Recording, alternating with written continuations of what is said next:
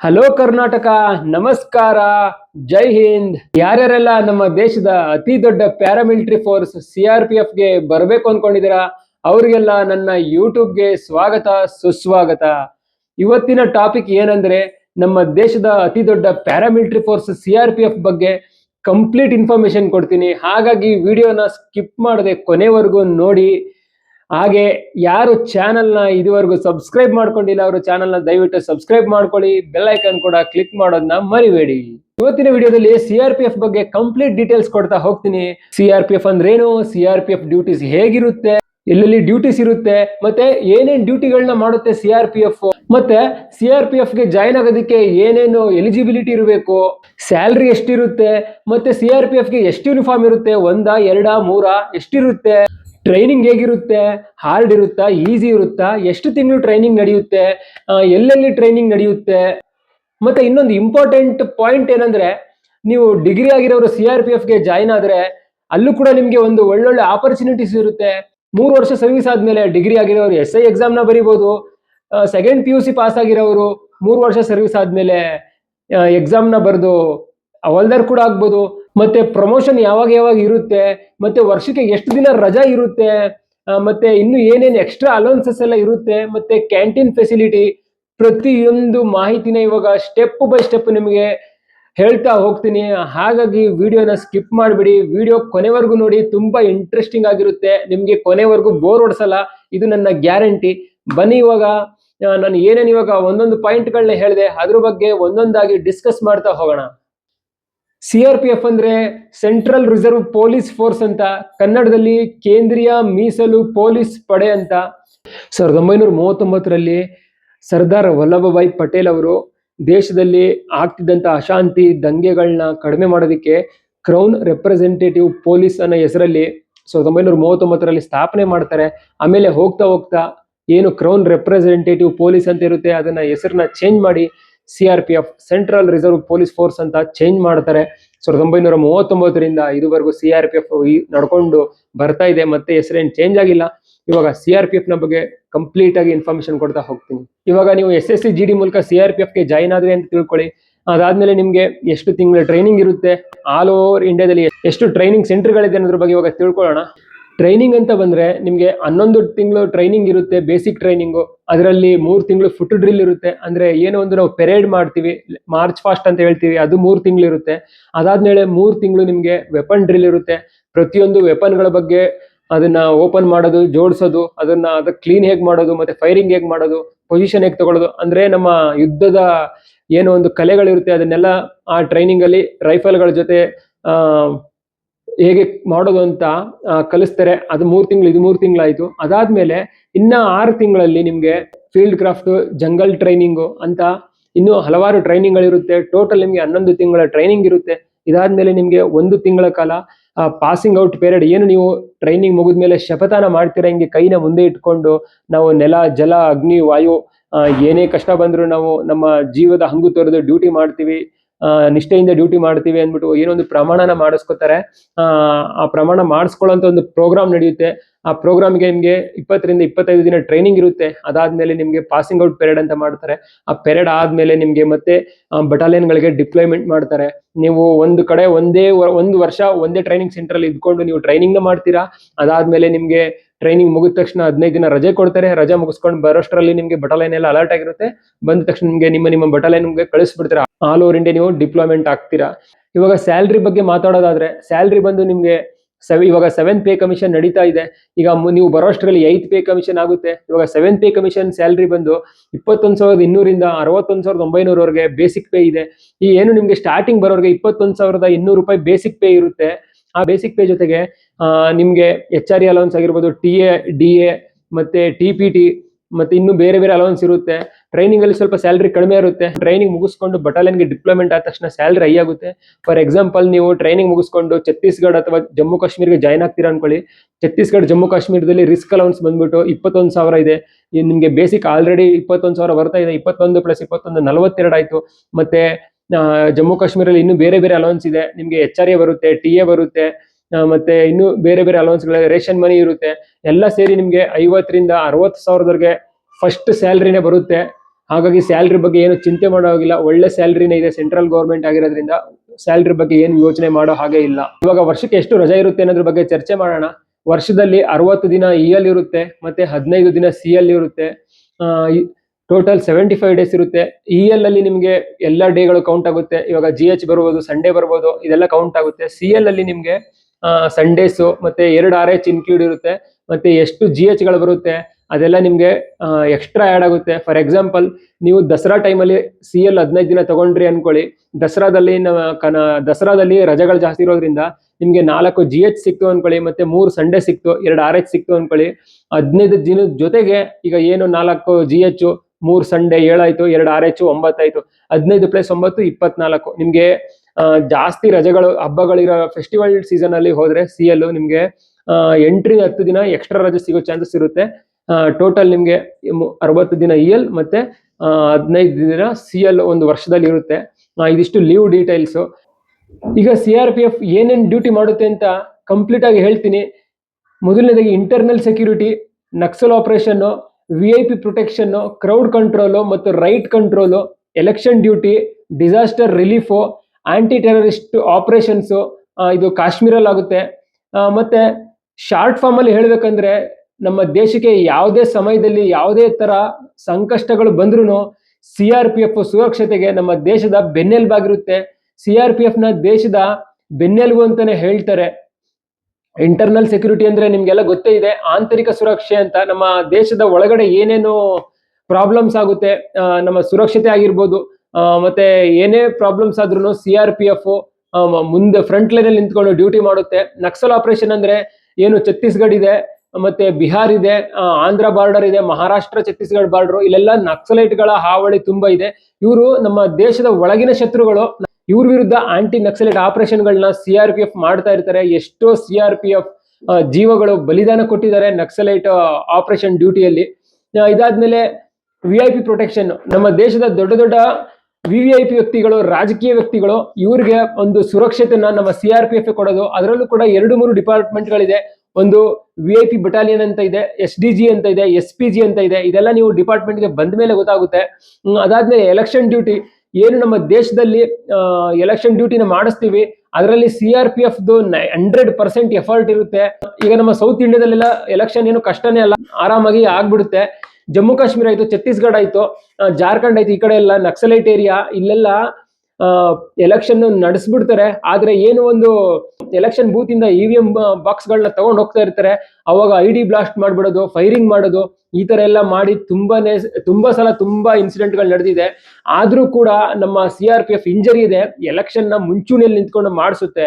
Disaster relief ಅಂದ್ರೆ ಏನು ಒಂದು ಪ್ರಾಕೃತಿಕ ವಿಕೋಪಗಳು, ಭೂಕಂಪ ಆಯ್ತು, ಸುನಾಮಿ ಆಯ್ತು, ಮತ್ತೆ ಪ್ರವಾಹ ಆಯ್ತು, ಏನೇ ಬಂದ್ರು CRPF ಮುಂಚೂಣಿಯಲ್ಲಿ ಇದ್ಕೊಂಡು ತಮ್ಮ ಡ್ಯೂಟಿಗಳನ್ನ ಮಾಡಿ ಜನರ ಪ್ರಾಣನ ಕಾಪಾಡುತ್ತೆ. ಮತ್ತೆ ದೊಡ್ಡ ಡ್ಯೂಟಿ ಅಂದ್ರೆ ಆಂಟಿ ಟೆರರಿಸ್ಟ್ ಆಪರೇಷನ್ ಇನ್ ಜಮ್ಮು ಕಾಶ್ಮೀರದಲ್ಲಿ ಆರ್ಮಿಯ ಜೊತೆಗೂಡಿ CRPF ಆರ್ಮಿಯ ಜೊತೆಯಲ್ಲೇನೆ ಸುಮಾರು ಆಪರೇಷನ್ಗಳನ್ನ ಮಾಡುತ್ತೆ.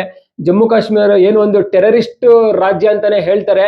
ಪಾಕಿಸ್ತಾನ ಜೊತೆಗೆ ಸೇರ್ಕೊಂಡು ಜಮ್ಮು ಕಾಶ್ಮೀರದಲ್ಲಿ ತುಂಬಾ ಟೆರರ್ ಆಕ್ಟಿವಿಟಿಗಳು ನಡೆಯುತ್ತೆ. ಅದನ್ನ ನಿಗ್ರಹ ಮಾಡೋದ್ರಲ್ಲಿ CRPF ಮುಂಚೂಣಿಯಲ್ಲಿ ಇರುತ್ತೆ. ಇದಿಷ್ಟು ನಮ್ಮ CRPF ನ ಡ್ಯೂಟಿಗಳು. CRPF ಒಳಗಡೆ ಎಷ್ಟು ಡಿಪಾರ್ಟ್ಮೆಂಟ್ಗಳಿದೆ ಅಂತ ತಿಳ್ಕೊಳ್ಳೋಣ. ನಿಮ್ಗೆ ಬರೀ CRPF ಮಾತ್ರ ಗೊತ್ತು. ನೀವು CRPF ಬಂದ್ಮೇಲೆ CRPF ಅಂಡರ್ ಅಲ್ಲಿ ಯಾವ್ಯಾವ ಡಿಪಾರ್ಟ್ಮೆಂಟ್ ಇದೆ, ನೀವು ಡೆಪ್ಯುಟೇಷನ್ ಬೇಸಿಸ್ ಮೇಲೆ CRPF ಅಂಡರ್ ಅಲ್ಲಿ ಇರುವಂತ ಕೆಲವೊಂದು ಬಟಾಲಿಯನ್ಗಳಿಗೆ ಹೋಗ್ಬೋದು. ಅದು ಯಾವ್ಯಾವ್ದು ಅಂತ ನಿಮ್ಗೆ ಗೊತ್ತಿದ್ಯಾ? ಯಾರಿಗಾದ್ರೂ ಐಡಿಯಾ ಇದೆಯಾ? ನಾನಿವಾಗ ಹೇಳ್ತೀನಿ. ಮೊದಲನೇದಾಗಿ ಕೋಬ್ರಾ ಬಟಾಲಿಯನ್. CRPF ನಲ್ಲಿ 5 ಕೋಬ್ರಾ ಬಟಾಲಿಯನ್ ಇದೆ. ಇದು ನಕ್ಸಲೈಟ್ ನಿಗ್ರಹಕ್ಕೇನೆ ಮಾಡಿರುವಂತ ಒಂದು ಬಟಾಲಿಯನ್. ಕೋಬ್ರಾ ಬಟಾಲಿಯನ್ ಅಂದ್ರೆ ಏನೋ ಒಂದು LW ಕ್ಷೇತ್ರ ಇದೆ. LW ಕ್ಷೇತ್ರ ಅಂದ್ರೆ ಲೆಫ್ಟ್ ವಿಂಗ್ ಎಕ್ಸ್ಟ್ರೀಮಿಸಮ್ ಅಂತ. CRPF ಇದರಲ್ಲಿ ನಕ್ಸಲೈಟ್ ಏರಿಯಾ ಅಂದ್ರೆ ಛತ್ತೀಸ್ಗಢ ಆಯ್ತು, ಜಾರ್ಖಂಡ್ ಆಯ್ತು, ಆಂಧ್ರ ಮತ್ತೆ ಛತ್ತೀಸ್ಗಢ ಬಾರ್ಡರ್, ಮಹಾರಾಷ್ಟ್ರ ಛತ್ತೀಸ್ಗಢ ಬಾರ್ಡರ್, ಇದನ್ನೆಲ್ಲ ನಕ್ಸಲೈಟ್ ಪೀಡಿತ ಏರಿಯಾ ಅಂತ ಹೇಳ್ತೀವಿ. ಇಲ್ಲಿ ಒಂದು ನಕ್ಸಲ್ ನಿಗ್ರಹ ಮಾಡೋದಕ್ಕೋಸ್ಕರನೇ ಒಂದು 2008ರಲ್ಲಿ ಕೋಬ್ರಾ ಬಟಾಲಿಯನ್ ಅಂದ್ಬಿಟ್ಟು ಒಂದು ಸ್ಥಾಪನೆ ಮಾಡ್ತಾರೆ. ಕೋಬ್ರಾ ಅಂದ್ರೆ commando battalion for resolute action ಅಂತ. ಕೋಬ್ರಾಗೆ ಹೇಗೆ ಹೋಗೋದು ಅಂತ ಯೋಚನೆ ಮಾಡ್ತಾ ಇದ್ದೀರಾ? ನೀವು ಟ್ರೈನಿಂಗ್ ಆದ್ಮೇಲೆ 2 ವರ್ಷ CRPF ನಲ್ಲಿ ಸರ್ವಿಸ್ ಆದ್ಮೇಲೆ ಟೋಟಲ್ 3 ವರ್ಷ ಮುಗಿದ್ಮೇಲೆ ನೀವು ಕೋಬ್ರಾ ಬಟಾಲಿಯನ್ ಇಂದ CRPF ಗೆ ಒಂದು ಮೆಸೇಜ್ ನ ಕೊಡ್ತಾರೆ. ಯಾರ್ಯಾರು ಹೋಗ್ಬೋದು, ಯಾರ್ಯಾರಿಗೆ ಹೋಗ್ಬೇಕು ಅಂತ ಆಸೆ ಇದೆ ಅವರು ಒಂದು ಅಪ್ಲಿಕೇಶನ್ ಫಿಲ್ ಮಾಡಿ ಕೋಬ್ರಾಗೆ ಹೋಗ್ಬೋದು. ಕೋಬ್ರಾಗೆ ಹೋಗ್ಬೇಕಂದ್ರೆ ಅದರಲ್ಲೂ ಕೂಡ ಫಿಸಿಕಲ್ ಟೆಸ್ಟ್ ಮತ್ತೆ ರಿಟರ್ನ್ ಟೆಸ್ಟ್ ಎಲ್ಲ ಆಗುತ್ತೆ. ಆ ಟೆಸ್ಟ್ಗಳನ್ನೆಲ್ಲ ಪಾಸ್ ಮಾಡಿದ್ಮೇಲೆ ನೀವು ಕೋಬ್ರಾಗೆ ಸೆಲೆಕ್ಟ್ ಆಗ್ತೀರಾ. ಅದಾದ್ಮೇಲೆ ನಿಮ್ಗೆ 4 to 5 months ಟ್ರೈನಿಂಗ್ ಇರುತ್ತೆ. ಕೋಬ್ರಾ ಟ್ರೈನಿಂಗು ತುಂಬಾ ಹಾರ್ಡ್ ಟ್ರೈನಿಂಗ್ ಇರುತ್ತೆ. ನೀವೆಷ್ಟು ಬೇಸಿಕ್ ಟ್ರೈನಿಂಗ್ ನ ಮಾಡಿರ್ತೀರಾ CRPF ನಲ್ಲಿ ಅಷ್ಟೇ ಇರುತ್ತೆ ಟ್ರೈನಿಂಗ್ ಅದು ಕೂಡ. ಅದಾದ್ಮೇಲೆ ನಿಮ್ಗೆ ಕೋಬ್ರಾದಲ್ಲಿ 4 ವರ್ಷಕ್ಕೆ ಡಿಪ್ಲೊಮೆಂಟ್ ಮಾಡ್ತಾರೆ. ನೀವು ಛತ್ತೀಸ್ಗಢ, ಜಾರ್ಖಂಡ್, ಬಿಹಾರ್ ಆ ಏರಿಯಾಗಳಲ್ಲೇ ಡ್ಯೂಟಿಗಳನ್ನ ಮಾಡ್ಬೇಕಾಗುತ್ತೆ ಕೋಬ್ರಾದಲ್ಲಿ. ಮತ್ತೆ ಸ್ಯಾಲ್ರಿ ಕೋಬ್ರಾದ ಸ್ಯಾಲ್ರಿ ಬಂದು CRPF ಗಿಂತ ಜಾಸ್ತಿ ಇರುತ್ತೆ. ಹಾಗಾಗಿ ಯಾರ್ಯಾರಿಗೆ ಜಾಸ್ತಿ ಅರ್ನಿಂಗ್ಸ್ ನ ಮಾಡ್ಬೇಕು ಅನ್ನೋರು ಕೋಬ್ರಾಗ್ ಹೋಗ್ಬೋದು. CRPF ಗಿಂತ ಜಾಸ್ತಿ ಡ್ಯೂಟಿ ಇರುತ್ತೆ ಕೋಬ್ರಾದಲ್ಲಿ. ಇವಾಗ ಸೆಕೆಂಡ್ ಬಂದು RAF ಅಂತ. RAF ಅಂದ್ರೆ ರ್ಯಾಪಿಡ್ ಆಕ್ಷನ್ ಫೋರ್ಸ್ ಅಂದ್ಬಿಟ್ಟು, ಯಾವಾಗ್ಲೂ ಕೂಡ ಬ್ಲೂ ಯೂನಿಫಾರ್ಮ್ ಅಲ್ಲೇ ಇರ್ತಾರೆ RAF ಅವರು. ಇದು ಕೂಡ CRPF ನ ಒಂದು ಸಬ್ ಡಿಪಾರ್ಟ್ಮೆಂಟ್ ಅಂತಾನೆ ಹೇಳ್ಬೋದು. ಹೆಂಗೆ ಕೋಬ್ರಾ ಇದೆ ಹಂಗೆ RAF ಕೂಡ. ಈಗ RAF ಬಟಾಲಿಯನ್ ಬಗ್ಗೆ ಚರ್ಚೆ ಮಾಡೋಣ. RAF ಅಂದ್ರೆ ರ್ಯಾಪಿಡ್ ಆಕ್ಷನ್ ಫೋರ್ಸ್ ಅಂತ. ರ್ಯಾಪಿಡ್ ಆಕ್ಷನ್ ಫೋರ್ಸ್ ಬಂದು 1992ರಲ್ಲಿ ಸ್ಥಾಪನೆ ಮಾಡಿದ್ರು. ಏನಕ್ಕೆ ಸ್ಥಾಪನೆ ಮಾಡಿದ್ರು ಅಂತಂದ್ರೆ, ಈಗ ನಮ್ಮ ದೇಶದಲ್ಲಿ ತುಂಬಾ ಅವಾಗೆಲ್ಲ ಗುಂಪು ಘರ್ಷಣೆ, ಕೋಮು ವಿವಾದ, ಹಿಂದೂ ಮುಸ್ಲಿಂ ಗಲಾಟೆ ಈ ತರ ತುಂಬಾ ಆಗ್ತಾ ಇತ್ತು 90ರ ದಶಕದಲ್ಲಿ. ಅವಾಗ ಒಂದು CRPF ನ ಬಿಟ್ಟು RAF ನ ಒಂದು ಅದಕ್ಕೋಸ್ಕರನೇ ಸ್ಪೆಷಲ್ ಫೋರ್ಸ್ ನ ಸ್ಥಾಪನೆ ಮಾಡ್ತಾರೆ. ಅದೇ RAF ಕೂಡ ನೀವು ಸೇಮ್ ಹೆಂಗೆ ಡೆಪ್ಯುಟೇಷನ್ ಬೇಸ್ ಮೇಲೆ ಕೋಬ್ರಾಗೆ ಹೋಗ್ತಿರೋ ಅದೇ ತರ RAF ಕೂಡ ಹೋಗ್ಬೋದು. ಇದು ಕೂಡ 4 ವರ್ಷ ನಿಮ್ಗೆ ಡೆಪ್ಯುಟೇಷನ್ ಇರುತ್ತೆ. ಇದು ಆಲ್ ಓವರ್ ಇಂಡಿಯಾದಲ್ಲಿ 10 ಬಟಾಲಿಯನ್ ಇದೆ. ಇದಕ್ಕೆ ಏನು ಕ್ವಾಲಿಫಿಕೇಶನ್ ಏನು ಬೇಕಾಗಿಲ್ಲ. ನೀವು ಬೇಸಿಕ್ ಟ್ರೈನಿಂಗ್ ಆದ್ಮೇಲೆ 2 ವರ್ಷ ನೀವು CRPF ನಲ್ಲಿ ಸರ್ವಿಸ್ ಮಾಡಿದ್ಮೇಲೆ RAF ಗೆ ಹೋಗ್ಬೋದು. ಇದು ಕೂಡ ತುಂಬಾ ಚೆನ್ನಾಗಿರುತ್ತೆ. ಮತ್ತೆ ಫ್ಯಾಮಿಲಿ ಎಲ್ಲ ಜೊತೆಲೆ ನೀವು ಕರ್ಕೊಂಡು ಹೋಗ್ಬೋದು. RAF ಅಲ್ಲಿ ನೀವು ಎಲ್ಲೇ ಹೋದ್ರೂ ಕೂಡ ನಿಮ್ಗೆ ಫ್ಯಾಮಿಲಿ ಫೆಸಿಲಿಟೀಸ್ ಇರುತ್ತೆ. CRPF ಅಲ್ಲಿ ಎಲ್ಲೂ ಕೂಡ ನಿಮ್ಗೆ ಫ್ಯಾಮಿಲಿ ಫೆಸಿಲಿಟೀಸ್ ಇರೋಲ್ಲ. ನೀವು ಗ್ರೂಪ್ ಸೆಂಟ್ರಲ್ ಮಾತ್ರ ಫ್ಯಾಮಿಲಿ ಫೆಸಿಲಿಟೀಸ್ ಇರುತ್ತೆ. ಬಟಾಲಿಯನ್ಗಳಲ್ಲಿ ಫ್ಯಾಮಿಲಿ ಫೆಸಿಲಿಟೀಸ್ ಇರೋದಿಲ್ಲ. ಕೆಲವೊಂದು ಬಟಾಲಿಯನ್ ಅಲ್ಲಿ ಇರುತ್ತೆ. ಈಗ ಪ್ಲೈನ್ ಅಲ್ಲಿ ಇರುತ್ತೆ ಅನ್ಕೊಳ್ಳಿ. ಹೆಂಗೆ ಅಂದ್ರೆ, ಈಗ ನಮ್ಮ ಕರ್ನಾಟಕದಲ್ಲಿ ಯಾವ್ದಾದ್ರು CRPF ಬಟಾಲಿಯನ್ ಇದೆ, ಸೌತ್ ಇಂಡಿಯಾದಲ್ಲಿ ಯಾವ್ದಾದ್ರು ಇದ್ರೆ ಆ ಬಟಾಲಿಯನ್ ಗಳಲ್ಲಿ ಇರುತ್ತೆ. ಏನು ಪ್ಲೈನ್ ಏರಿಯಾ, ಸಿಟಿ ಏರಿಯಾ ಅಂತೀವಿ, ಅದರಲ್ಲಿ CRPF ಡಿಪ್ಲಾಯ್ಮೆಂಟ್ ಆಗಿದ್ರೆ ಅಲ್ಲಿ ಫ್ಯಾಮಿಲಿನ ನೀವು ಕರ್ಕೊಂಡು ಹೋಗಬಹುದು. ಅದು ಬಿಟ್ಟು ಬೇರೆ ಕಡೆ ಎಲ್ಲ ಶ್ರೀನಗರ್ ಆಯ್ತು, ಮತ್ತೆ ಛತ್ತೀಸ್ಗಢ ಆಯ್ತು, ಜಾರ್ಖಂಡ್, ಬಿಹಾರ್, ಅಸ್ಸಾಂ, ನಾರ್ತ್ ಈಸ್ಟ್ ಇಲ್ಲೆಲ್ಲ CRPF ಅಲ್ಲಿ ಫ್ಯಾಮಿಲಿ ಕರ್ಕೊಂಡು ಹೋಗಕ್ಕೆ ಪರ್ಮಿಷನ್ ಇರೋದಿಲ್ಲ. VIP ಬಟಾಲಿಯನ್ ಕೂಡ CRPF ನ ಒಂದು ಸಬ್ ಡಿಪಾರ್ಟ್ಮೆಂಟ್ ಅಂತಾನೆ ಹೇಳ್ಬೋದು. ಇದು ನಮ್ಮ ದೇಶದ VVIP ವ್ಯಕ್ತಿಗಳು, ಗಣ್ಯ ವ್ಯಕ್ತಿಗಳು, ಮತ್ತೆ ರಾಜಕೀಯ ವ್ಯಕ್ತಿಗಳು ಲೈಕ್ ನರೇಂದ್ರ ಮೋದಿಜಿ, ಮತ್ತೆ ಅಮಿತ್ ಶಾ, ರಾಹುಲ್ ಗಾಂಧಿ, ಈ ರೀತಿ ದೊಡ್ಡ ದೊಡ್ಡ ಗಣ್ಯ ವ್ಯಕ್ತಿಗಳಾಗಿರ್ಬೋದು. ಇವರ ಒಂದು ಸುರಕ್ಷತೆಗೆ ನಮ್ಮ CRPF ನ VIP ಬಟಾಲಿಯನ್ ನಲ್ಲಿ ಯಾರು ಇರ್ತಾರೆ ಅವರೇ ಸೆಕ್ಯೂರಿಟಿನ ಕೊಡೋದು. ಇದು ಕೂಡ ನಮ್ಮ ಒಂದು ಹೆಮ್ಮೆ. ನಮ್ಮ ದೇಶದ ಗಣ್ಯ ವ್ಯಕ್ತಿಗಳು ಕೂಡ CRPF ಸುರಕ್ಷತೆ ಕೊಡ್ತಾರೆ ಅನ್ನೋದು. ಮತ್ತೆ 4ನೇ ಡೆಪ್ಯುಟೇಷನ್ ಬಂದ್ಬಿಟ್ಟು NDRF ಅಂದ್ರೆ ನ್ಯಾಷನಲ್ ಡಿಸಾಸ್ಟರ್ ರೆಸ್ಪಾನ್ಸ್ ಫೋರ್ಸ್. ಇವಾಗ ನಾನಿರೋದು ಕೂಡ NDRF ಅಲ್ಲೇ. CRPF ನಲ್ಲಿ ನಾನು 18 ವರ್ಷ ಸರ್ವಿಸ್ ಮುಗಿಸಿ 19ನೇ ವರ್ಷಕ್ಕೆ ನಾನು NDRF ಗೆ ಡೆಪ್ಯುಟೇಷನ್ ಮೇಲೆ ಬಂದಿದ್ದೀನಿ. ಇದು 4 ವರ್ಷ ಅಲ್ಲ. NDRF ಅಲ್ಲಿ 7 ವರ್ಷದ ಒಂದು ಟೆನ್ಯೂರ್ ಇರುತ್ತೆ. ಈ 7 ವರ್ಷದಲ್ಲಿ ನಾವು ನಮ್ಮ ದೇಶದಲ್ಲಿ ದೊಡ್ಡ ದೊಡ್ಡ ಪ್ರಾಕೃತಿಕ ಘಟನೆಗಳಾಗೋದು, ಅಂದ್ರೆ ಪ್ರಾಕೃತಿಕ ವಿಕೋಪಗಳಾಗುತ್ತೆ. ಯಾವ ತರ ಅಂದ್ರೆ ಭೂಕಂಪ ಆಗಿರ್ಬೋದು, ಸುನಾಮಿ ಆಗಿರ್ಬೋದು, ಮತ್ತೆ ಪ್ರವಾಹಗಳಾಗಿರ್ಬೋದು. ಈ ರೀತಿ ಏನೇ ಪ್ರಾಕೃತಿಕ ವಿಕೋಪ, ಅದಲ್ಲದೆ ಒಂದು ಡ್ಯಾಮ್ ಒಡೆದೋಗಿ ಈಗ ಪ್ರವಾಹ ಆಗೋದು, ಮತ್ತೆ ದೊಡ್ಡ ದೊಡ್ಡ ಟ್ರೈನ್ ಆಕ್ಸಿಡೆಂಟ್ಗಳಾಗೋದು, ಮತ್ತೆ ಈ ರೀತಿ ಏನೇ ದೊಡ್ಡ ದೊಡ್ಡ ಇನ್ಸಿಡೆಂಟ್ಗಳು ಆದ್ರೆ ನಮ್ಮ NDRF ಅವರು ಹೋಗಿ ರೆಸ್ಕ್ಯೂ ಮಾಡ್ತಾರೆ. ಅದಕ್ಕೋಸ್ಕರನೇ ಟೋಟಲ್ 16 ಬಟಾಲಿಯನ್ಗಳು NDRF ನಲ್ಲಿ ಇದೆ. ಟೋಟಲ್ ಆಲ್ ಓವರ್ ಪ್ಯಾರಾಮಿಲಿಟರಿಯಿಂದ 16 ಬಟಾಲಿಯನ್ NDRF ಇದೆ. ಅದರಲ್ಲಿ ನಮ್ಮ CRPF 3 NDRF ಬಟಾಲಿಯನ್ ಇದೆ. ಯಾರು ಬೇಕಂದ್ರೂ ಕೂಡ 7 ವರ್ಷಕ್ಕೆ NDRF ಗೆ ಹೋಗ್ಬೋದು. NDRF ಅಲ್ಲೂ ಕೂಡ ನಿಮ್ಗೆ ಫ್ಯಾಮಿಲಿ ಪರ್ಮಿಷನ್ ಕೊಡ್ತಾರೆ. ಆರಾಮಾಗಿ ನೀವು ಫ್ಯಾಮಿಲಿನ ಜೊತೆಲೆ ಇರಿಸ್ಕೊಂಡು ಡ್ಯೂಟಿಗಳನ್ನ ಮಾಡ್ಬೋದು. 7 ವರ್ಷದ ಇದು ಟೈಮ್ ಪೀರಿಯಡ್ ಇರುತ್ತೆ. ಇದಿಷ್ಟು ನಮ್ಮ CRPF ನ ಸಬ್ ಡಿಪಾರ್ಟ್ಮೆಂಟ್ ಗಳಾಯ್ತು. ಮೊದಲನೇದು ಕೋಬ್ರಾ, ಎರಡನೇದು RAF, ಮೂರನೇದು VIP ಬಟಾಲಿಯನ್, 4ನೇದು NDRF. ಅದು ಅಲ್ಲದೆ ಇನ್ನೂ ಎರಡು ಸಬ್ ಡಿಪಾರ್ಟ್ಮೆಂಟ್ ಗಳಿದೆ. SDG, SPG ಅಂತ. SDG ಅಂದ್ರೆ ಸ್ಪೆಷಲ್ ಡ್ಯೂಟಿ ಗ್ರೂಪ್. ಡೆಲ್ಲಿಯಲ್ಲಿ ಏನೋ ಒಂದು ಪಾರ್ಲಿಮೆಂಟ್ ಇದೆ, ಪಾರ್ಲಿಮೆಂಟ್ ಅಲ್ಲಿ ಡ್ಯೂಟಿ ಮಾಡುತ್ತೆ. ಅದಾದ್ಮೇಲೆ SPG ಅಂತ ಸ್ಪೆಷಲ್ ಪ್ರೊಟೆಕ್ಷನ್ ಗ್ರೂಪ್. ಇದು ಕೂಡ ಏನು ಒಂದು ನಮ್ಮ VIP ಗಳಿಗೆ ಸುರಕ್ಷತೆನ ಕೊಡ್ತಾರೆ. ಅದೇ ರೀತಿ ಇದೊಂದು ಸ್ಪೆಷಲ್ ಪ್ರೊಟೆಕ್ಷನ್ ಗ್ರೂಪ್ ಅಂದ್ಬಿಟ್ಟು ಒಂದು ಡೆಪ್ಯುಟೇಷನ್ ಇದೆ. ಅದು ಅಲ್ಲದೆ NSG ಗೂ ಕೂಡ ಹೋಗ್ಬೋದು ನೀವು. NSG ಕಮಾಂಡೋಗಳು ಏನಿದ್ದಾರೆ, ನ್ಯಾಷನಲ್ ಸೆಕ್ಯೂರಿಟಿ ಗಾರ್ಡ್ ಅಂದ್ಬಿಟ್ಟು NSG ಅಂತ ಹೇಳ್ತಾರೆ, ಬ್ಲಾಕ್ ಕ್ಯಾಟ್ ಕಮಾಂಡೋ NSG ಅಂತ. ಈ NSG ಗೂ ಕೂಡ ನೀವು ಡೆಪ್ಯುಟೇಷನ್ ಹೋಗ್ಬೋದು. ಟೋಟಲ್ 6ರಿಂದ 7 ಸಬ್ ಡಿಪಾರ್ಟ್ಮೆಂಟ್ ಗಳಿಗೆ ನೀವು ಹೋಗಬಹುದು. ಇದಿಷ್ಟು ನಮ್ಮ CRPF ನ ಸಬ್ ಡಿಪಾರ್ಟ್ಮೆಂಟ್ಗಳು. ಇದು ನಿಮ್ಗೆ ಯಾರಿಗೂ ಗೊತ್ತಿರಲ್ಲ ಅಂತ ಇನ್ಫಾರ್ಮೇಶನ್ ನ ಕೊಡ್ತಾ ಇದ್ದೀನಿ. ಇವಾಗ CRPF ನಲ್ಲಿ ಎಷ್ಟು ಬಟಾಲಿಯನ್ ಇದೆ, ಮತ್ತೆ ಎಷ್ಟು ಗ್ರೂಪ್ ಸೆಂಟರ್ಗಳಿದೆ, ಮತ್ತೆ ಟೋಟಲ್ ಸ್ಟ್ರೆಂತ್ ಎಷ್ಟಿದ್ದಾರೆ ಅಂತ ಹೇಳ್ತೀನಿ. ಮೊದಲನೇದಾಗಿ CRPF ನಲ್ಲಿ 247 ಬಟಾಲಿಯನ್ ಇದೆ ಇವತ್ತಿನ ಡೇಟ್ ನಲ್ಲಿ, ಮತ್ತೆ 19 ಗ್ರೂಪ್ ಸೆಂಟರ್ಗಳಿದೆ. ಮತ್ತೆ ಟೋಟಲ್ 3 ರಿಂದ 3.5 ಲಕ್ಷ ಯೋಧರು CRPF ನಲ್ಲಿ ಕೆಲಸ ಮಾಡ್ತಾರೆ. ಎಷ್ಟು? 3 ರಿಂದ 3.5 ಲಕ್ಷ. ನೋಡಿ ಎಷ್ಟು ದೊಡ್ಡ ಪ್ಯಾರಾಮಿಲಿಟರಿ ಫೋರ್ಸ್ ಅಂತ ಇದರಲ್ಲೇ ಗೊತ್ತಾಗುತ್ತೆ. ನಮ್ಮ ಇಂಡಿಯಾಕ್ಕೆ ಅತಿ ದೊಡ್ಡ ಪ್ಯಾರಾಮಿಲಿಟರಿ ಫೋರ್ಸ್ ಇದು. ಈಗ ಒಂದು ಇಂಪಾರ್ಟೆಂಟ್ ಪಾಯಿಂಟ್ ನ ಹೇಳ್ತೀನಿ. ಈಗ ಕೆಲವರು ಎಷ್ಟೋ ಜನ ಡಿಗ್ರಿ ಮಾಡಿರ್ತಾರೆ, ಡಬಲ್ ಡಿಗ್ರಿ ಎಲ್ಲ ಮಾಡಿರ್ತಾರೆ, ಅವ್ರಿಗೆ ಎಲ್ಲೂ ಜಾಬ್ ಸಿಗ್ತಾ ಇರಲ್ಲ. ಪ್ರೈವೇಟ್ ಅಲ್ಲಿ ಹೋಗ್ತಾರೆ, 10,000 12,000ಕ್ಕೆ ಫುಲ್ ಡೇ ದುಡಿಸ್ಕೋತಾರೆ, ಓವರ್ ಡ್ಯೂಟಿನ ಮಾಡಿಸ್ಕೋತಾರೆ, ತುಂಬಾ ಕಷ್ಟ ಪಡ್ತಾ ಇರ್ತಾರೆ. ಅವ್ರು ಏನ್ ಮಾಡ್ತಾರೆ, ಕೊನೆಗೆ ಅಟ್ಲೀಸ್ಟ್ ಈ ಆರ್ಮಿ ಜಾಬ್ಗಾದ್ರೂ ಜಾಯ್ನ್ ಆಗೋಣ, ಒಳ್ಳೆ ಸ್ಯಾಲರಿ ಆದ್ರೂ ಸಿಗುತ್ತೆ, ಒಂದು ರೆಸ್ಪೆಕ್ಟ್ ಕೂಡ ಸಿಗುತ್ತೆ, ದೇಶ ಸೇವೆ ಆದ್ರೂ ಮಾಡ್ಬೋದು ಅನ್ನೋ ಒಂದು ಗುರಿನ ಇಟ್ಕೊಂಡು ಆ ಫೀಲ್ಡ್ ಇಂದ ಈ ಫೀಲ್ಡ್ಗೆ ಬರ್ತಾರೆ. ಎಲ್ಲರೂ ಬರ್ತಾರೆ ನಾನು ಹೇಳ್ತಾ ಇಲ್ಲ, ಕೆಲವರು. ಸುಮಾರು ಹುಡುಗರು ನನಗೆ ಕಮೆಂಟ್ ಕೂಡ ಮಾಡ್ತಾ ಇರ್ತಾರೆ, ಸರ್ ನಂದು MCOM ಆಗಿದೆ, ನಂದು MA ಆಗಿದೆ, ನಂದು BSc ಆಗಿದೆ, ನನ್ಗೆ ಇಲ್ಲಿ ಯಾವ್ದು ಸೆಟ್ ಆಗ್ತಾ ಇಲ್ಲ, ಅದರಿಂದ ಬರ್ತಾ ಇದ್ದೀನಿ, ಮನೇಲಿ ಕಷ್ಟ ಇದೆ ಅಂತೆಲ್ಲ ಹೇಳ್ತಾ ಇರ್ತಾರೆ. ಅಂತವರೆಲ್ಲ ಬಂದ್ರೆ ಅವ್ರಿಗೂ ಒಂದು ಬೆನಿಫಿಟ್ಸ್ ಇದೆ. ಏನಪ್ಪಾ ಬೆನಿಫಿಟ್ಸ್ ಅಂದ್ರೆ, ಯಾರ್ಯಾರು ಡಿಗ್ರಿ ಆಗಿದೆ ಮತ್ತೆ ಯಾರ್ಯಾರು PUC ಆಗಿದೆ ಅವ್ರಿಗೆ ನೀವು ಬಂದು 3 ವರ್ಷ ಸರ್ವಿಸ್ ಆದ್ಮೇಲೆ ಡಿಪಾರ್ಟ್ಮೆಂಟ್ ಅಲ್ಲಿ ಒಂದು LDC ಅಂತ ಎಕ್ಸಾಮ್ ಮಾಡ್ತಾರೆ. ಅಂದ್ರೆ ಲಿಮಿಟೆಡ್ ಡಿಪಾರ್ಟ್ಮೆಂಟ್ ಕಾಂಪಿಟೇಟಿವ್ ಎಕ್ಸಾಮ್ ಅಂದ್ಬಿಟ್ಟು, ಇದು ಪ್ರಮೋಷನ್ ಎಕ್ಸಾಮ್ಗಳಾಗಿರುತ್ತೆ. ಈ ಪ್ರಮೋಷನ್ ಎಕ್ಸಾಮ್ ಅಲ್ಲಿ ನೀವು ಪಾಸ್ ಮಾಡಿದ್ರೆ ನಿಮ್ಗೆ ಪ್ರಮೋಷನ್ ಕೂಡ ಸಿಗುತ್ತೆ. ನಾರ್ಮಲ್ ಆಗಿ ನಮ್ಗೆ ಕಾನ್ಸ್ಟೇಬಲ್ ಇಂದ ಹೆಡ್ ಕಾನ್ಸ್ಟೇಬಲ್ಗೆ ಪ್ರಮೋಷನ್ ಆಗ್ಬೇಕಂದ್ರೆ 18 ರಿಂದ 19 ವರ್ಷ ವೆಯ್ಟ್ ಮಾಡ್ಬೇಕು. ಒಂದೊಂದ್ಸಲ 20 ವರ್ಷ ಆಗುತ್ತೆ. ಈಗ ಜಾಯಿನ್ ಆಗಿ 19 ವರ್ಷ ಆದ್ಮೇಲೆ ಒಂದು ಪ್ರಮೋಷನ್ ಸಿಗುತ್ತೆ ಅಂದ್ರೆ ನೋಡಿ ಎಷ್ಟು ಹಾರ್ಡ್ ಇರ್ಬೋದು ಡ್ಯೂಟಿ ಅಂತ. ಅದೇ ನೀವು ಡಿಗ್ರಿ ಅಥವಾ ಸೆಕೆಂಡ್ PU ಮಾಡ್ಕೊಂಡು ಬಂದು ಏನ್ LDC ಎಕ್ಸಾಮ್ ಅಂತ ಇವಾಗ ಹೇಳಿದೆ, ಅದನ್ನ ನೀವು ಪಾಸ್ ಮಾಡ್ಕೊಂಡ್ರೆ ಆರಾಮಾಗಿ ನೀವು 3 ರಿಂದ 4 ವರ್ಷದಲ್ಲೇ ಒಂದು ಪ್ರಮೋಷನ್ ಪಡ್ಕೋಬಹುದು. 20 ವರ್ಷದ ಸರ್ವಿಸ್ ಅಲ್ಲಿ ನೀವು ಆರಾಮಾಗಿ ಸಬ್ ಇನ್ಸ್ಪೆಕ್ಟರ್ ಆಗಬಹುದು. ಅದು ಹೆಂಗಪ್ಪ ಅಂತಂದ್ರೆ, ಈಗ ನಾನು ಹೆಡ್ ಕಾನ್ಸ್ಟೇಬಲ್ ಬಗ್ಗೆ ಹೇಳ್ತೀನಿ. ನಿಮ್ದು PUC ಆಗಿದೆ ಅಂತ ಅನ್ಕೊಳ್ಳಿ, ನೀವು ಸೈನ್ಸ್ ಆಗಿದ್ರು ಆಯ್ತು, ಸೈನ್ಸ್, ಕಾಮರ್ಸ್, ಆರ್ಟ್ಸ್ ಯಾವ್ದಾಗಿದ್ರು ಪರವಾಗಿಲ್ಲ. PUC ಅಲ್ಲಿ ನೀವು ನಾರ್ಮಲ್ 35% ತಗೊಂಡು ಜಸ್ಟ್ ಪಾಸ್ ಆಗಿದ್ರು ಸಾಕು. LDC ಅಲ್ಲಿ ಹೆಡ್ ಕಾನ್ಸ್ಟೇಬಲ್ ಪೋಸ್ಟ್ಗೆ ಡಿಪಾರ್ಟ್ಮೆಂಟ್ ಒಳಗಡೆನೆ ಕಾಲ್ ಫಾರ್ ಮಾಡ್ತಾರೆ. ಅವಾಗ ನೀವು ಅದಕ್ಕೆ ಎಲಿಜಿಬಲ್ ಇದ್ರೆ ಆರಾಮಾಗಿ ನೀವು ಅಪ್ಲೈ ಮಾಡ್ಬೋದು. ಒಂದು ಎಕ್ಸಾಮ್ ಎಲ್ಲ ನಡೆಸ್ತಾರೆ. ಸೇಮ್ ಇವಾಗ ಹೆಂಗೆ ನಿಮ್ಗೆ SSC GD ಅಲ್ಲಿ ರಿಟರ್ನ್ ಎಕ್ಸಾಮ್ ಮತ್ತೆ ಫಿಸಿಕಲ್ ಎಲ್ಲ ಇರುತ್ತೆ, ಸೇಮ್ ಅದೇ ರೀತಿ ರಿಟರ್ನ್ ಎಕ್ಸಾಮ್ ವಿತ್ ಫಿಸಿಕಲ್ ಎಲ್ಲ ಇರುತ್ತೆ. ಅದನ್ನ ನೀವು ಪಾಸ್ ಮಾಡಿ ಮೆರಿಟ್ ಲಿಸ್ಟ್ ಅಲ್ಲೆಲ್ಲ ಬಂತು ಅಂದ್ರೆ ನಿಮ್ಗೆ ಪ್ರಮೋಷನ್ ಆಗುತ್ತೆ. ನೀವು ಡೈರೆಕ್ಟ್ ನೀವು ಜಾಯಿನ್ ಆಗಿದ್ 4 ವರ್ಷಕ್ಕೆ ಕಾನ್ಸ್ಟೇಬಲ್ ಇಂದ ಹೆಡ್ ಕಾನ್ಸ್ಟೇಬಲ್ ಆಗ್ಬೋದು. ಅದೇ ರೀತಿ ಯಾರ್ಯಾರ್ದು ಡಿಗ್ರಿ ಆಗಿದೆ, ಡಬಲ್ ಡಿಗ್ರಿ ಆಗಿದೆ ಅಂತವರು SI GD ಗೆ ಡೈರೆಕ್ಟ್ ಆಗಿ ಎಕ್ಸಾಮ್ ನ ಬರೀಬಹುದು. ಆರಾಮಾಗಿ ನೀವು 4-5 ವರ್ಷದಲ್ಲೇ ಸಬ್ ಇನ್ಸ್ಪೆಕ್ಟರ್ ಆಗ್ಬೋದು.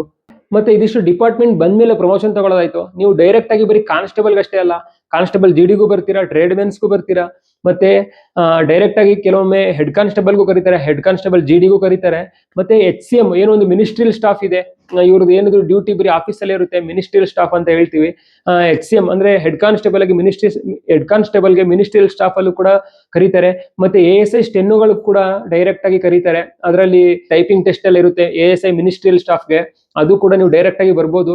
ಮತ್ತೆ ನೀವು ಡೈರೆಕ್ಟ್ ಆಗಿ ಆಫೀಸರ್ಸ್ ಆಗು ಕೂಡ CRPF ಗೆ ಬರಬಹುದು. ಹೇಗಪ್ಪ ಅಂತಂದ್ರೆ, ನಿಮ್ಗೆ ಬೇಸಿಕಲಿ ಡಿಗ್ರಿ ಕಂಪ್ಲೀಟ್ ಆಗಿರ್ಬೇಕು, ಮತ್ತೆ ನೀವು UPSC ಎಕ್ಸಾಮ್ ನ ಕ್ವಾಲಿಫೈ ಆಗಿರ್ಬೇಕು.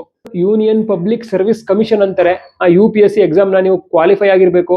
ಆ UPSC ಥ್ರೂ ನೀವು CAPF ಥ್ರೂ ನೀವು ಡೈರೆಕ್ಟ್ ಆಗಿ ಅಸಿಸ್ಟೆಂಟ್ ಕಮಾಂಡ್ ಆಗಿ ಡೈರೆಕ್ಟ್ ಆಫೀಸರ್ ಆಗೇನೆ ಕೂಡ ನೀವು ಡಿಪಾರ್ಟ್ಮೆಂಟ್ ನ ಜಾಯಿನ್ ಆಗ್ಬೋದು. ಅದು ತುಂಬಾ ಫೆಸಿಲಿಟೀಸ್ ಇರುತ್ತೆ ಆಫೀಸರ್ ಆಗಿ. ನಿಮ್ಗೆ ಏನೇನು ಕ್ವಾಲಿಫಿಕೇಶನ್ ಇದೆ ಆ ಕ್ವಾಲಿಫಿಕೇಶನ್ ಬೇಸಿಸ್ ಮೇಲೆ ನಿಮ್ಮ ಕ್ವಾಲಿಫಿಕೇಶನ್ಗೆ ತಕ್ಕಂತೆ ಪೋಸ್ಟ್ಗಳು ಇರುತ್ತೆ, ಆ ಪೋಸ್ಟ್ಗಳಿಗೆ ಬರಬಹುದು. ಯಾರ್ಯಾರು 20 ರಿಂದ 25 ವರ್ಷದ ಒಳಗಡೆ ಇದ್ದೀರಾ ಅವರೆಲ್ಲ ಆಫೀಸರ್ ರ್ಯಾಂಕ್ ಅಲ್ಲೂ ಕೂಡ ಬರಬಹುದು. 25 ಒಳಗಡೆ ಇರೋರು ಮಾತ್ರ.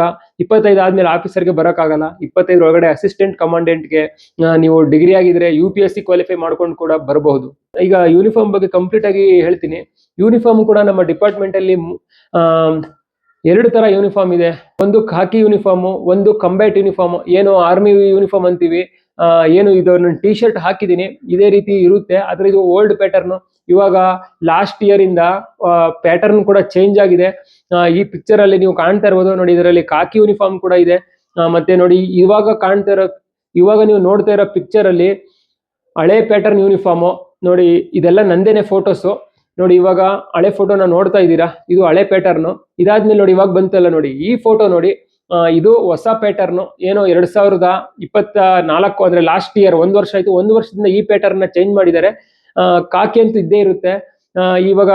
ಇವಾಗ ನಿಮ್ಗೆ ಯಾವ್ದು ಇಷ್ಟ ಆಗ್ತಾ ಇದೆ ನೋಡಿ, ಹಳೆ ಪ್ಯಾಟರ್ನ್ ಇಷ್ಟ ಆಯ್ತಾ ಹೊಸ ಪ್ಯಾಟರ್ನ್ ಇಷ್ಟ ಆಯ್ತಾ ಅಂತ ನನಗೆ ಕಮೆಂಟ್ ಮಾಡಿ. ನನಗಂತೂ ಹಳೆ ಪ್ಯಾಟರ್ನ್ ಇಷ್ಟ ಆಯ್ತು ನೋಡಿ, ಈ ಪ್ಯಾಟರ್ನ್ ನನಗೆ ತುಂಬಾ ಇಷ್ಟ ಆಗಿತ್ತು. ಹೊಸ ಪ್ಯಾಟರ್ನ್ ಯಾಕೋ ಇಷ್ಟ ಆಗ್ತಾ ಇಲ್ಲ. ಇಷ್ಟ ಆಗದೆ ಇರ್ಲಿ, ಗೌರ್ಮೆಂಟ್ ಏನೋ ಒಂದು ರೂಲ್ಸ್ ನ ತರ್ತಾರೆ, ಅದನ್ನ ಫಾಲೋ ಮಾಡ್ಲೇಬೇಕು. ನನಗೆ ಹಳೆ ಪ್ಯಾಟರ್ನ್ ಇಷ್ಟ ಆಯ್ತು. ನಿಮ್ಗೆ ಯಾವ ಪ್ಯಾಟರ್ನ್ ಇಷ್ಟ ಆಗ್ತಾ ಇದೆ ಅಂತ ನೀವು ಕಮೆಂಟ್ ಮಾಡಿ. ನೀವು ಡಿಪಾರ್ಟ್ಮೆಂಟ್ಗೆ ಬಂದು ಯಾವ ಪ್ಯಾಟರ್ನ್ ಹಾಕೋದಕ್ಕೆ ಇಷ್ಟಪಡ್ತೀರಾ ಅಂತ ಒಂದು ಕಮೆಂಟ್ ಮಾಡಿ. ಮತ್ತೆ ನಿಮ್ಗೊಂದು ಡೌಟ್ ಬರ್ತಾ ಇರ್ಬೋದು, ಸರ್ ಕಾಕಿ ಯಾವಾಗ ಹಾಕ್ಬೇಕು, ಈ ಕಂಬ್ಯಾಟ್ ಡ್ರೆಸ್ ಯಾವಾಗ ಹಾಕ್ಬೇಕಂತ. ಇದನ್ನ ಕಂಬ್ಯಾಟ್ ಅಂತೀವಿ, ಕಂಬ್ಯಾಟ್. ಕೆಲವರು ಕಂಬೈಂಡ್ ಅಂತಾರೆ, ಕಂಬೈಂಡ್ ಅಲ್ಲ ಕಂಬ್ಯಾಟ್ ಅಂತೀವಿ. ಕಂಬ್ಯಾಟ್ ಅಂದ್ರೆ ಯುದ್ಧ ಅಂತ. ಏನು ನಾವು ಯುದ್ಧ ಮಾಡ್ತೀವಿ ಅದನ್ನ ಕಂಬ್ಯಾಟ್ ಅಂತೀವಿ, ಅದಕ್ಕೆ ಇದನ್ನ ಕಂಬ್ಯಾಟ್ ಯೂನಿಫಾರ್ಮ್ ಅಂತಾರೆ. ಕಾಕಿ ಯಾವಾಗ ಹಾಕ್ತಾರೆ ಅಂದ್ರೆ, ನಮ್ಮ ಕ್ಯಾಂಪ್ ಒಳಗಡೆ ಕ್ವಾರ್ಟರ್ ಗಾರ್ಡ್ ಅಂತೆಲ್ಲ ಇರುತ್ತೆ, ಆ ಡ್ಯೂಟಿ ಮಾಡ್ಬೇಕಾದ್ರೆ ಕಾಕಿ ಹಾಕ್ತಿವಿ. ಮತ್ತೆ ಏನು ಗ್ರೂಪ್ ಸೆಂಟರ್ ಅಂತ ಇರುತ್ತೆ, ಗ್ರೂಪ್ ಸೆಂಟರ್ ಆಯ್ತು, ಸಿಟಿ ಲೆವೆಲ್ ಅಲ್ಲಿ ಬಟಾಲಿಯನ್ಗಳಿರುತ್ತೆ, ಅಲ್ಲೆಲ್ಲ ಕಾಕಿ ಯೂನಿಫಾರ್ಮ್ ನ ಜಾಸ್ತಿ ಯೂಸ್ ಮಾಡ್ತಾರೆ. ಮತ್ತೆ ಜಮ್ಮು ಕಾಶ್ಮೀರ ಆಯ್ತು, ಮತ್ತೆ LW ಆಯ್ತು, LW ಏನು ನಕ್ಸಲೇಟ್ ಏರಿಯಾ ಆಯ್ತು, ಏನು ಫಾರೆಸ್ಟ್ ಒಳಗಡೆ ಎಲ್ಲ ಹಾರ್ಡ್ ಪ್ಲೇಸ್ ಗಳಲ್ಲಿ ಬಟಾಲಿಯನ್ಗಳಿರುತ್ತೆ, ಅಲ್ಲಿ ಆ ಲೊಕೇಶನ್ ಗಳಲ್ಲಿ ಕಂಬ್ಯಾಟ್ ಡ್ರೆಸ್ ಇರುತ್ತೆ. ಮತ್ತೆ ನಾವು ಹೊರಗಡೆ ಡ್ಯೂಟಿಯಲ್ಲಿ ಹೋದಾಗ ಕಂಬ್ಯಾಟ್ ಯೂನಿಫಾರ್ಮ್ ಅಲ್ಲಿ ಹೋಗ್ತೀವಿ, ಕಾಕಿಯಲ್ಲಿ ಹೋಗಲ್ಲ. ಏನಿದ್ರು ಸಿಟಿ ಲೆವೆಲ್, ಈಗ ಬೆಂಗಳೂರು ಆಯ್ತು, ಮತ್ತೆ ಹೈದರಾಬಾದ್ ಆಯ್ತು, ಕೇರಳ ಟ್ರಿವೆಂಡ್ರಮ್ ಆಯ್ತು, ಚೆನ್ನೈ ಆಯ್ತು, ಡೆಲ್ಲಿ ಆಯ್ತು, ಈ ರೀತಿ ಏನು ಪ್ಲೇನ್ ಏರಿಯಾ ಇದೆ, ಸಿಟಿ ಏರಿಯಾ, ಇಲ್ಲಿ ಕಾಕಿ ಯೂನಿಫಾರ್ಮ್ ಅಲ್ಲಿ ನಮ್ಮ CRPF ಡ್ಯೂಟಿ ಮಾಡುತ್ತೆ. ಮತ್ತೆ ಫಾರೆಸ್ಟ್ ಏರಿಯಾಗಳಲ್ಲಿ, ನಕ್ಸಲೈಟ್ ಏರಿಯಾಗಳಲ್ಲಿ ಇಲ್ಲೆಲ್ಲ ಕಂಬ್ಯಾಟ್ ಯೂನಿಫಾರ್ಮ್ ನ ಹಾಕೋತಾರೆ. 2 ತರ ಯೂನಿಫಾರ್ಮ್ ಇದೆ ನಮ್ಮ ಡಿಪಾರ್ಟ್ಮೆಂಟ್ ಅಲ್ಲಿ. Finally A to Z CRPF detail ಹೇಳಿದೀನಿ ಅಂತ ಅನ್ಕೋತೀನಿ. ಸ್ಟಾರ್ಟಿಂಗ್ ಇಂದ ಹಿಡಿದು ಕೊನೆವರೆಗೆ ಎಲ್ಲದನ್ನು ಹೇಳಿದೀನಿ ಅಂತ. ಇದಿಷ್ಟು ಇವತ್ತಿನ CRPF ಬಗ್ಗೆ A to Z details. Video ಇಷ್ಟ ಆಗಿದ್ರೆ ವಿಡಿಯೋನ ಲೈಕ್ ಮಾಡಿ, ಕಮೆಂಟ್ ಮಾಡಿ, ಮತ್ತೆ ನಿಮ್ಮ ಎಲ್ಲಾ ಸ್ನೇಹಿತರಿಗೂ ಶೇರ್ ಮಾಡಿ. ಹಾಗೆ ಯಾರ್ಯಾರು ಚಾನಲ್ನ ಇದುವರೆಗೂ ಸಬ್ಸ್ಕ್ರೈಬ್ ಮಾಡಿಲ್ಲ, ಚಾನಲ್ನ ಸಬ್ಸ್ಕ್ರೈಬ್ ಮಾಡ್ಕೊಳ್ಳಿ, ಬೆಲ್ ಐಕನ್ನ ಕ್ಲಿಕ್ ಮಾಡೋದನ್ನ ಮರಿಬೇಡಿ. ನೆಕ್ಸ್ಟ್ ವಿಡಿಯೋದಲ್ಲಿ ಸಿಗೋಣ. ಬಾಯ್ ಬಾಯ್, ಟೇಕ್ ಕೇರ್, ಜೈ ಹಿಂದ್.